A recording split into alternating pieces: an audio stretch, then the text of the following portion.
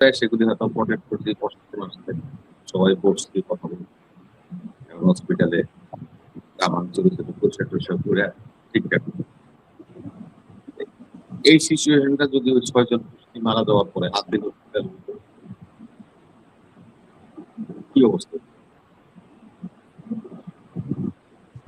আমাদের কোনো জায়গা থেকে তো লেসন নিত, শিক্ষা নিত, প্রয়োজন আছে। 8 দিন হসপিটালে যে কথাটা আপনারা বলছেন, 8 দিন হসপিটালটা টোটাল আমাদের দেশের প্রতি দশা মানুষদের রক্তের পরিচালিত। একটা ছোট্ট নাম ব্যারিস্টার রফিকুল হক, যিনি শেখ হাসিনা এবং খালেদা জিয়ার 111 এর উকিল ছিলেন। ওনার মিসেজের নাম ডাক্তার হামিদা হক, উনিও স্বাস্থ্য বিভাগের মহাপরিচালক। ডক্টর রফিকুল সাহেবের সারা জীবনের যত ইনকাম, ওনার স্ত্রীর সঞ্চয় টাকা সব 8 দিন হসপিটালকে উইল করে দিয়ে স্থাবর সম্পত্তি সব কেন দিছে?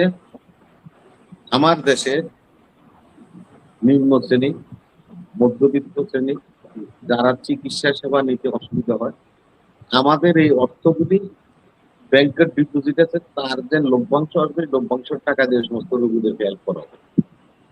এই জন্যই 250 টাকা এখানে আপনার এনজিও করা, দাতা সদস্যদের দ্বারা এটা পরিচালিত। এখানে কেউ কোনো ব্যক্তিগত বাহবা নেওয়ার মতো কিছু নেই। মিস্টার মহিউদ্দিন এই ব্যাংক হসপিটালের মালিক, চিনি ওনাকে আমরা। মহিউদ্দিন সাহেবের 1 টাকায় হসপিটাল চলে না। অনেক ডোনার আছে হসপিটাল যারা চালায়, এবং আকিস গ্রুপ অফ ইন্ডাস্ট্রি, তারাই হসপিটালের সিংহভাগ ব্যয় ব্যবহার করে। 80% ব্যয় তারা দেয়। আমরা তাদের টাকায় যে আমরা এনে আইছি, আমরা মনে করুন কথাবার্তা কইলাম, এখন আমরা উদ্ধারি ঘুরে বেড়াই, টকশো করি। এরকম অবস্থা হয়েছে। মহিউদ্দিন সাহেবের নিজের ব্যাপার না, এটা ও ডোনারদের ব্যাপার। ডোনাররাই হসপিটাল চালায়। যাই হোক, আমি ওদিকে আর বাড়াইলাম না, কেন দোষটা তো সর্দার স্বাগত শিল্পকর্মীটাকে এইভাবে বন্ধ করার, যদিও তার ক্ষমতা আছে, কিন্তু তিনি এক্সারসাইজটা ঠিক মতো করেন।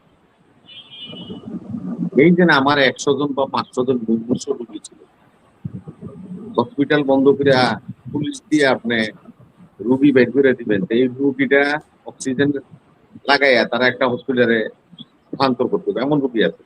কেউ রিং করানো আছে, ধর ওপেন সার্জারি করা আছে, ওপেন হার্ট সার্জারি করা আছে।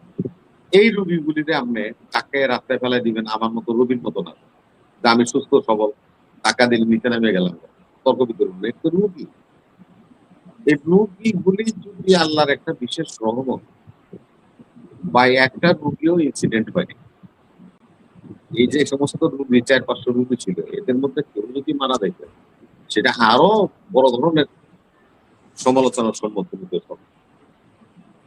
মারাও দিতে পারতো, কেন মুমূর্ষু রোগী মারা যেতে পারে না? এই কাজগুলি অযাচিত করা হয়েছে, এগুলি সঠিক করে। তবে মহিউদ্দিন সাহেবরা আমি বলবো যে আপনি ডোনারদের টাকায় হসপিটাল চালান, আপনার টাকা না। তবে আপনি যে কথা বলতে চান এখন, সে কথার ব্যাখ্যাটা এরকম: 6 জন শিশু 3 সেকেন্ডের মধ্যে মারা যাবে আপনার টেকনিক্যাল প্রবলেমের কারণে, এই দায় কিন্তু আপনি এড়াইতে পারেন না। এই ব্রণের যারা মালিক, আমি আজকে যেটা দেখছি, আজকের ঘটনায় 4 শিশু মারা গেছে, সে একটা এফআইআর করছে, অভিযোগ করছে আমার নামে। অভিযোগ করে তারপরে তার হসপিটালে এসে হামলা করে। তো ওই 6 জন শিশু, তাদের যারা নাকি পিতা মাতা, আত্মীয়, তারা তো আপনার বিরুদ্ধে মামলা করতে পারে, হত্যা মামলা করতে পারে। হইব কি হইব না, কি হইব না হইব এটা করবে, কিন্তু হত্যা হয়েছে। যদি সে আলোকে মামলাটা করে, আপনার অবস্থাটা কি? আমরা সিচুয়েশন ডাল হোক, আমি এটাকে কোনোভাবে সমর্থন, যেখানকার যে হসপিটালই হোক, সেবার জন্য দেখেন, যখন নাকি আপনার কার্পিও চল, দেখবেন কার্পিওর মধ্যে কি লেখে, অ্যাম্বুলেন্স টেলিফোনের গাড়ি, ফায়ার সার্ভিসের গাড়ি, জরুরি সেবা, এগুলি সব চালু থাকবে। 144 ব্রেক হবে না, এরা চলবে। মার্শাল ল কারফিউ দিলে কারফিউর মধ্যে আপনার এই বিধান থাকে, এগুলি চলে। হসপিটাল খোলা থাকবে, ওষুধের দোকান খোলা থাকবে, কারফিউর মধ্যে ওষুধের দোকান খোলা থাকবে। কাঁচা বাজার লিমিটেশন টাইম দিয়ে যায় এতটা থেকে এত পর্যন্ত আপনার গ্রোসারি আইটেম বা কাঁচা বাজার এগুলো খোলা থাকবে। তাহলে তো জনগণ না খায় মতো আপনাকে আসতে পারে। তো সেখানে যেহেতু এটাকে ইমার্জেন্সি ডিক্লেয়ার করা হচ্ছে, সেবার জায়গায় নিয়ে যাওয়া হয়েছে যে রাত দিন 24 ঘন্টা অ্যারাউন্ড দ্য ডে এটার উপর কোনো কিছু বার্গো দেওয়া যাবে না। আপনি কেন দিবেন? আপনি এই কথাটা কি মনে রাখলেন না কেন? এই আমার মতো আমি তো সিভিলিয়ান, আমি তো এগুলো বুঝিও না ভাই, ডাক্তারি সম্বন্ধে বুঝিও না। এটা আমি যে কইলাম যে কারফিউর মধ্যে অ্যাম্বুলেন্স চলে, হসপিটাল চলে, তো কারফিউর মধ্যে যদি হসপিটাল চলতে পারে, তা আপনি কেন হসপিটাল বন্ধ করবেন? কি কারণে বন্ধ করবেন? আমাদের লোকরা তো দলীয় ভাবে চিন্তা ভাবনা করে, দলীয় ভাবে কথাবার্তা। আমি এগুলি পছন্দ করি। লজিক কিন্তু এটা বলে না। যেহেতু আমি পলিটিক্যাল মানুষ, আমাকে অনেক লিমিটেশন মেনটেন করতে হয়। মনে করেন একটা ভালো কাজে আমি মসজিদে দাঁড়াইলাম, বলতে লাগলাম, তখন আশেপাশে যারা থাকে ভিন্ন মতে তারা কয় তোর হেতু বিএনপির লোক, বুঝলেন না, হের কথা বলে লাভ আছে? মানে একটা দোষ হয়ে গেছে, কেন একটা দোষ হয়ে গেছে। এখন এই জন্যই বলছি যে আমি কথা বলবো যখন টক শোতে, তখন দল থাকবে না, ব্যক্তি থাকবে না। উনি যে আজকে উপস্থাপক, ওনার টেলিভিশনে উনি যে টার্মস এন্ড কন্ডিশন, মানে চীন বাংলাদেশ ভারত সম্পর্ক বা দেখা, যে ওনার টপিক্সের উপর আমি কথা বলবো। এখানে আমি নিজেকে দলীয় লোক ভাবলে সেটা ইনজাস্টিস হয়।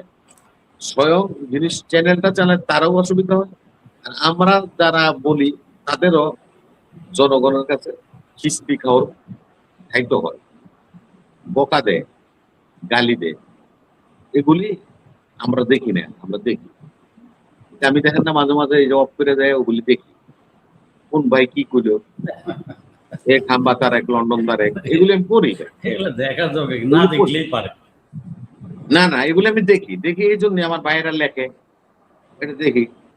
আরে ভাই, আপনি যে খাম্বা তারেক কইলেন, খাম্বা না বইলে কি বিদ্যুতের তার টানানো যায়?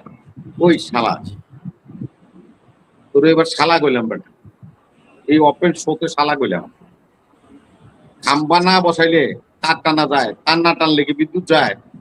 তুই আমার শালা, আমারও শালা, আমার বউরও, আমার বউয়ের ভাই আমার শালা। দেখো যে এগুলি আমরা বুঝি, আমরা এগুলি করি না তা না। লন্ডনে গেছে, তারেক লন্ডন গেছে বলে না চীন সফর করতেছে, লন্ডনে বলেছে তারে। এই সমস্ত বক্তব্য এগুলি ভালো না ভাই। আমার বাবার আপনার গালি দিলে আমি আপনার বাবারে গালি দিতে পারি, এটা একটা চর্চা হয়ে যাবে। দেন আমি একটা সামাজিক সংগঠন করি, একটা ক্লাব আমার, হ্যাঁ না আমার আমার আমি ওইটা আমার এলাকায় আমি 21 বছর ওই ক্লাবের সেক্রেটারি ছিলাম। 21 বছর আমার এলাকায়, আমার গ্রামের নাম করা ক্লাব। 21 বছর আমি ওই ক্লাবের সেক্রেটারি ছিলাম। আমার প্রথম একটা কথা, আমার ছোট ছোট ছেলেরা খেলাঘর করতাম, আমি খেলাঘরের সদস্য ছিলাম, বুদ্ধিসিটি আমি সদস্য ছিলাম। আমরা সেখানে কি টিচ পেয়েছি যে তুমি যদি আমাকে সালাম দাও তাহলে আমি তোমার বাবাকে সালাম দেব, তুমি যদি আমাকে সম্মানিত করো আমি তোমার বাবাকে সম্মানিত করব। এই শিশুটার মধ্যে যদি আপনি এই বয়ানটা করে দিতে পারেন, মাইন্ড সেট আপে নিয়ে আসতে পারেন, তাহলে আমার দেশের শিষ্টাচার মেনটেন হবে। এই মগ হবে না, শালাক হবে না, চুদির বেক হবে না, এগুলি থেকে আমরা বিরত হয়ে যাব। কেন বিরত হব? আজকে মাহবুব হাবিবের বাবার আমি গালি দিলে তার ছেলে তো আমার বাবার গালি দিল, যখন আমার মধ্যে এই সেট আপটা আসবে তাইলে আর আমি গালি দিব না। সেজন্য কথাটা হলো, আগে যে কথা আমি বলছি আমি তা পালন করি কিনা, আর নাকি শোতে আইসা মুখোশ করে ভালো মানুষ সাইজে আপনার করে জ্ঞান দিয়ে গেলাম, নাউজুবিল্লাহ মিন যালিক, আমি ওই পথের লোক নই। আমি পালন করি কিনা সেটা আমি চিন্তা করি। যেমন এই যে মামুন হাবিব সাহেব মাঝে মাঝে আমাদের স্কিন থেকে চলে যায়, কেন যায়? উনি আবার দুধ খায়। আবার আমিও দেখবেন মাঝে মাঝে স্কিন থেকে যাই। আমি কি খাই জানেন? আমার বদ অভ্যাস আছে, সিগারেট খাই। আমি পরিবর্তন হতে পারি না, আপনাকে পরিবর্তন হওয়ার জন্য ওয়াজ করি, এটা ঠিক না।